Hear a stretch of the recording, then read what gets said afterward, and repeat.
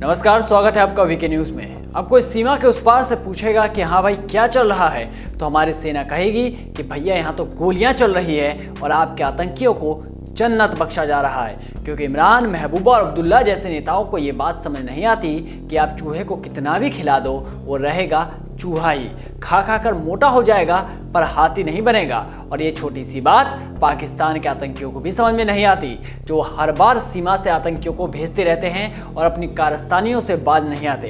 पर अब इन आतंकवादियों की कब्र खोदी जा रही है, यहाँ तक कि जो चूहे बिल में छिप गए थे उन्हें भी जन्नत भेजने की पूरी तैयारी है। यानी अब जो सीमा के अंदर से तारों के नीचे से घुसेगा वो ठुकेगा। और भारतीय सेना ने अपनी कार्रवाई में ये बता भी दिया है। भारतीय सेना एक एक करके इन आतंकियों को 72 हुरों के पास भेज रही है और अब तो इसमें सुरक्षा बलों ने एक नया रिकॉर्ड कायम कर दिया है। आतंकियों को मारने का जो पुराना रिकॉर्ड था उसे इस बार 11 महीने में ही तोड़ दिया गया। जम्मू कश्मीर में सुरक्षा बलों ने इस साल आतंकियों की कमर तोड़कर रख दी। फिर भी ये कहते हैं कि इन्हें कश्मीर चाहिए। अब तो ऐसा लगता है कि इन आतंकियों को कश्मीर में मरना ज्यादा पसंद है। दरअसल आंकड़ों के मुताबिक इस साल 11 महीने में 211 आतंकियों को मार गिराया गया।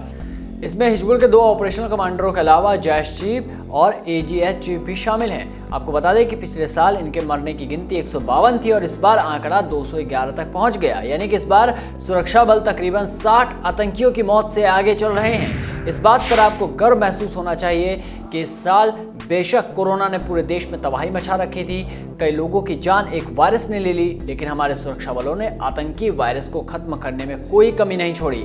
जब आप लोग घर पर शांति से सो रहे थे तब हमारे सैनिकों ने आतंकियों की नींद हराम कर रखी थी।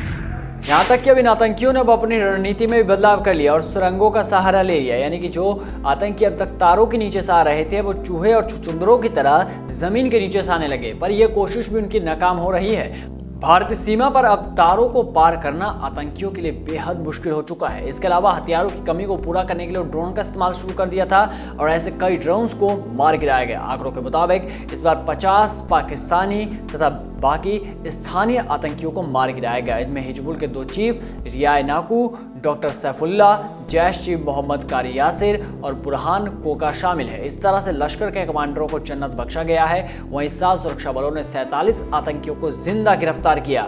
सिर्फ आतंकियों को ही नहीं बल्कि आतंकवादियों के करीब 150 मददगारों को भी गिरफ्तार किया गया, जो कश्मीर में आतंकियों का पूरा नेटवर्क चलाने का काम करते थे, जो हमेशा कश्मीर को दहलाने की कोशिश करते हैं। यानी अब उनकी भी खैर नहीं है। बता दें कि पिछले साल 152 आतंकियों को मार गिराया गया था और सिर्फ 45 को गिरफ्तार किया गया था। पर घुसपैठ के मामलों में इन्होंने कोई कमी नहीं छोड़ी। कई ऐसी खबरें भी सामने आई जब पाकिस्तानी सैनिकों ने सीज फायर का उल्लंघन किया और इसकी आड़ में घुसपैठ कराई गई और इस मामले में कोई कमी नहीं है।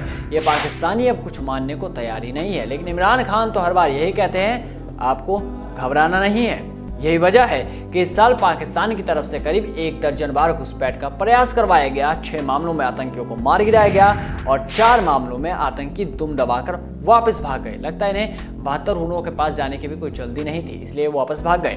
बता दें कि इस साल कश्मीर में कई सारे ऑपरेशन सीधे तौर पर हुए और इन आतंकियों को ढूंढ ढूंढ कर मारा जा रहा है। अभी तो साल बाकी है। अभी देखिए कैसे भारतीय सेना नया रिकॉर्ड बनाती है। पुलिस महानिदेशक दिलबाग सिंह का कहना है कि पुलिस बाकी एजेंसियों के साथ मिलकर आतंकवाद के खिलाफ काम कर रही है। इस साल हमें काफी सफलता मिली है। आने वाले दिनों में सफलता और मिलेगी, जिसमें आतंकियों का कश्मीर से सफाया कर दिया जाएगा। सेना की इस कार्रवाई के बाद भी आतंकियों को भी घबराना नहीं है। ऐसे इमरान कहते हैं इन्हें सीमा पार कर आना है और 72 हुरों के पास जाना है, क्योंकि बाजवा के तो पैर कांपने लगते हैं। तो एक बार दिल से अपनी सेना को सैल्यूट जरूर कर दीजिए।